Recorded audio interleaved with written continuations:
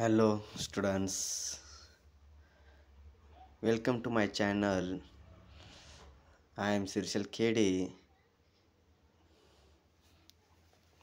Students, today we are going to understand the beautiful poem The Coromandel Fishers. Unit number 3, 3.1. Here is given a very beautiful poem to you.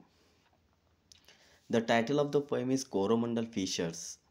Students, the poet of this poem, here the poetess of this poem is Sarojini Naidu. Here in this poem, the poetess Sarojini Naidu is trying to tell us the life of fishermen. And here, the Coromandel fishers. Coromandel is a name of a city or name of a place, and this place belongs in the Tamil Nadu.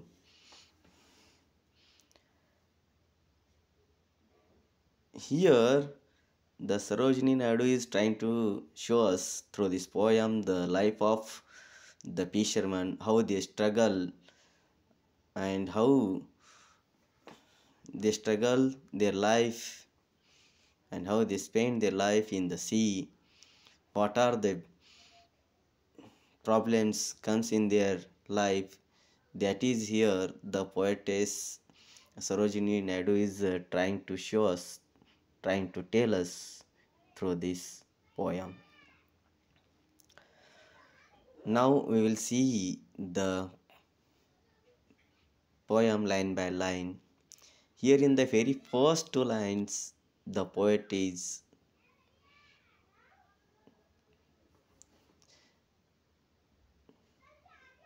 first when we read the first two lines. Rise, brothers, rise, the awakening skies pray to the morning light. Here, the fellow fisherman is calling his remaining fishermen, fellow fishermen, that rise, brothers, rise, the awakening skies pray to the morning light. Here the rise means in Marathi we call utha. आता येथे एक कोळी बांधव आपल्या इतर कोळी बांधवांना उठा, जागे व्हा असं उद्देशून बोलत आहे. आणि द वेकनिंग स्काईज मीन्स उजाळतं आकाश. हे सकाळच्या सूर्यकिरणांना विनंती करत आहे. वेकनिंग स्काईज मीन्स उजाळतं आकाश. And pray to the morning light म्हणजे त्या सकाळच्या सूर्यकिरणांना प्रार्थना करत आहे की आता जागे व्हा, उठा. The wind lies asleep in the arms of the dawn like a child that has cried all night. विद्यार्थी मित्रांनो, इथे जो काही वारा आहे तो अगदी डॉन मीन्स पहाट, wind means वारा, lies means विसावणे. Here the wind lies asleep in the arms of the dawn. इथे हा जो काही वारा आहे तो पहाटेच्या त्या कुशीमध्ये विसावलेला आहे. डॉन मीन्स पहाट. अस्लीप म्हणजे गाढ झोपी गेलेला आहे. हा सकाळचा जो काही वारा आहे किंवा हा जो वारा आहे वाहणारा तो सकाळच्या किंवा त्या पहाटेच्या त्या कुशीमध्ये विसावलेला आहे. Like a child that has cried all night. जणू एखादं मूल रात्रभर रडून शांत झोपी जावा, गाढ झोपी जावा, तसा हा वारा या पहाटेच्या कुशीमध्ये झोपी गेलेला आहे. Students, here in this sentence we can see that the poet used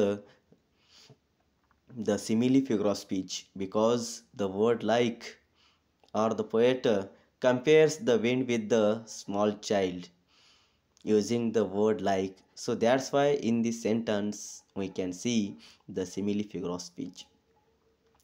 Come, let us gather our nets from the shore and set our catamarans free. आणि पुढे जाऊन तो म्हणतोय की चला आपण लेट अस गॅदर मीन्स गोळा करणे, नेट्स मीन्स जाळे. चला आपण आपले हे जे काही किनाऱ्यावर पडले हातरलेले किंवा पसरलेले जे काही जाळे आहे ते गोळा करूया. फ्रॉम द शोअर म्हणजे या किनाऱ्यावर पसरलेले जे काही आपले जाळे आहे ते जाळे आपण गोळा करूया. शोअर मीन्स किनारा. अँड सेट अवर कॅटॅमरन्स फ्री, आणि आपले जे काही जहाज आहेत, जे तराफे आहेत, ते आपण या समुद्रामध्ये उतरवूया. To capture the leaping wealth of the tide. To capture means पकडणे. लिपिंग वेल्थ म्हणजे उसळतं किंवा उडी मारणारी संपत्ती. ऑफ द टाईड मीन्स लाटा. या समुद्राच्या लाटामध्ये उसळतं किंवा उडी मारणार जे काही संपत्ती आहे ते म्हणजे मासे. तर हे मासे पकडण्यासाठी आपण समुद्रामध्ये जाऊया. To capture the living wealth of the tide. Here the poet is telling that here the fisherman, the speaker of this poem is a fisherman. A fisherman is telling that we should go to catch the living wealth of the tide, means to catch the fishes from the sea. For we are the kings of the sea. आणि आपण या समुद्राचे राजे आहोत असं तो म्हणतोय. पहा, No longer delay.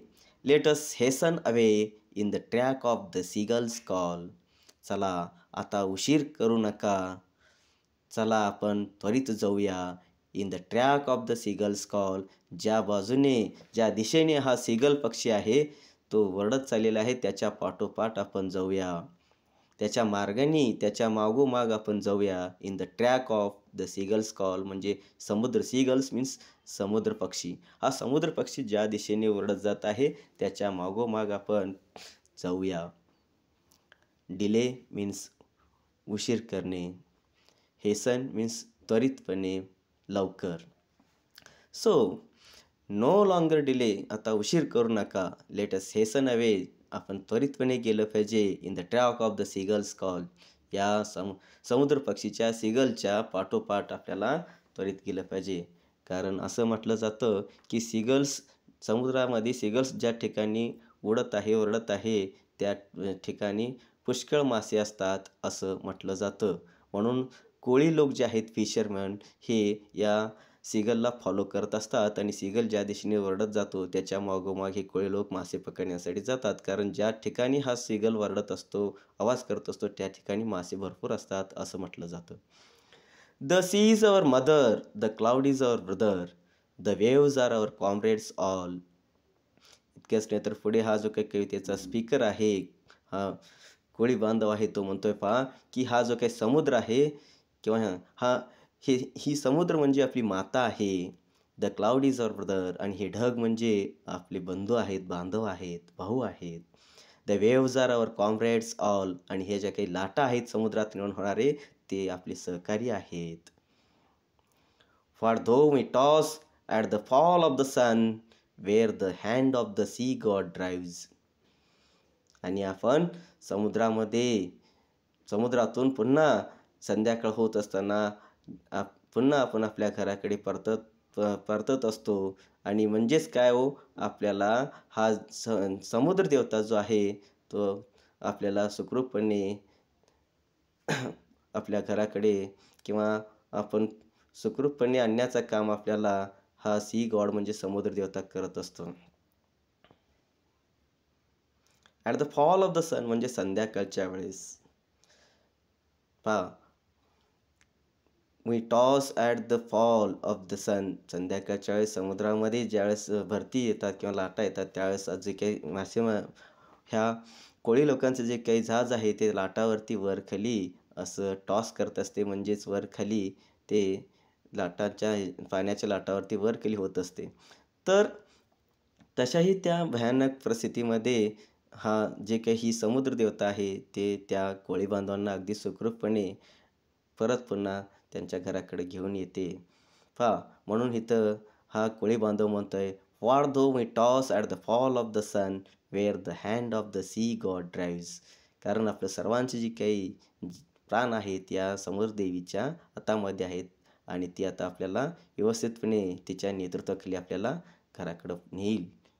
ती जिकडे नेईल तिकडे सुखरूपपणे आपल्याला व्यवस्थित पोचवेल, असं हा कोळी बांधव म्हणतोय. Means what we can see here, we can see that the very struggling life of the fisherman, that is the poetess is trying to tell us or show us through these lines. He who holds the storm by the hair will hide in his breast our lives. पहा या ओळीमध्ये काय म्हणतोय हा कोळी बांधव, की तो समुद्र देवता जो आहे, तो हे जे काही समुद्रात निर्माण होणाऱ्या लाटा आहेत, स्टॉर्म मीन्स लाटा, स्टॉर्म मीन्स वादळ, जे काही समुद्रामध्ये निर्माण होणारे हे काही वादळ आहे, त्या वादळाला ही समुद्र देवता आपल्या केसांनी पकडून ठेवेल. तो पकडून ठेवतो आणि आपले जे काही प्राण आहे तो त्याच्या छातीशी अगदी बिलगून ठेवतो. म्हणजे आपल्याला तो त्याच्या छातीमध्ये लपवून आपलं प्राणांचं संरक्षण करतो.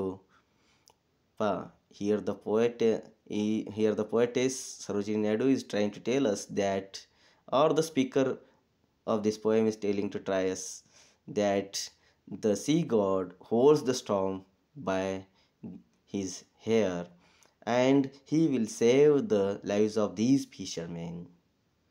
When you know that the storm creates in the sea, that time this sea god saves their lives withholding the storm by his hairs. पुढे पाहूया. Sweet is the shade of the coconut glade and the scent of the mango grove. पहा ही जी काही नारळाचं झाडांची जी काही सावली आहे,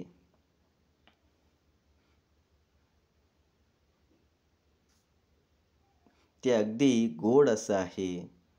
and the scent of the mango grove, आणि या किनाऱ्यावरती असलेलं जे काही आंब्याची आमराई आहे, त्याचा तिचा जो काही सुवास आहे तोही अगदी गोड आहे, सुवासिक आहे.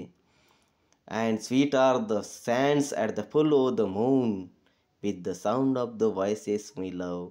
आणि जी काही या समुद्र किनाऱ्यावरील जी काही सँड्स म्हणजे रेती आहे, ते देखील अगदी गोड असं आहे. At the full o the moon, अगदी पौर्णिमेच्या रात्री तो संपूर्ण चंद्रप्रकाशामध्ये अगदी तो समुद्रावरील जे काही रेती आहे तो अगदी गोड असा वाटतो. With the sound of the voices we love, आणि त्याचप्रमाणे आपण त्या समुद्र किनाऱ्यावरील त्या लाटांचा आवाज जे आहे तेही कसे आहेत, अगदी गोड असे आहेत आणि ते आपल्याला खूप आवडतात, असे इथं हा स्पीकर बोलतोय. But sweeter o brothers the kiss of the spray and the dance of the wild foam's glee. आणि इतकंच नाही तर माझ्या बांधवांनो, जे काही ह्या लाटांचे फवारे आहेत, जे आपल्या गालावरती उडतात, जणू काही ते आपल्याला किस करत आहेत, असं आपल्याला भासतात. आणि हे जे पाण्याचे फवारे आहेत, चिंचोडे आहेत आपल्या अंगावर उडणारे, ते त्याहीपेक्षाही गोड आहेत. म्हणजेच कोणापेक्षा हो, म्हणजेच त्या कोकोनट ग्लेड किंवा मँगो ग्रोव किंवा sands at the full o the moon, ह्या सर्वांपेक्षाही हे जे काही लाटांचे फवारे आहेत ते फारच मधुर आहेत, गोड आहेत. And the dance of the wild foam's glee, आणि इतकंच नाही तर जे काही फेसाळलेलं समुद्राचं जे काही पाणी आहे आणि त्यावर निर्माण झालेल्या लाटामुळं जे काही फेस तयार होतं, ते जणू काही अगदी नृत्य करत असावा, अगदी बेभान होऊन नृत्य करत असावा असं तो दिसतोय, असं तो म्हणतोय. Row brothers row to the edge of the world. चला बांधवांनो, चला अगदी त्या काठाला. Where the low sky mates with the sea, जिथं हा आकाश कुठंतरी समुद्राला स्पर्श केल्यासारखा वाटतो, टच झाल्यासारखं वाटतो, त्या ठिकाणी चला, असा हा कोळी बांधव म्हणतोय. एज म्हणजे काठ आणि वर्ज म्हणजे पण काठ. मेट्स मीन्स मीट, भेटणे, जॉईंट्स. या कवितेमध्ये विद्यार्थी मित्रांनो,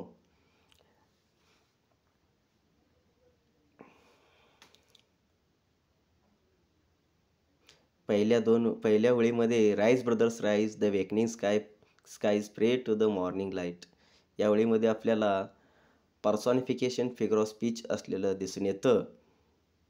कारण to praise human quality and that shows in the evening skies. That's why here we can see that the poet used the personification figure of speech.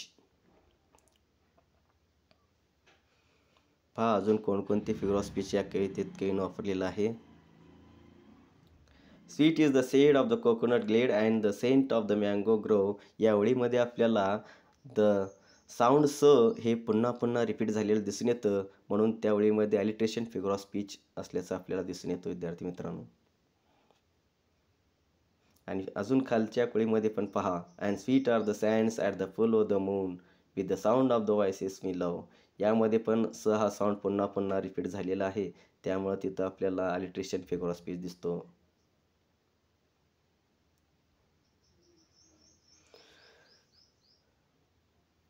तर अशा प्रकारे विद्यार्थी मित्रांनो आज आपण कोरोमंडल फिशर्स हे कविता समजून घेतलो. So students, we will understood today the Coromandel fissures. Thank you.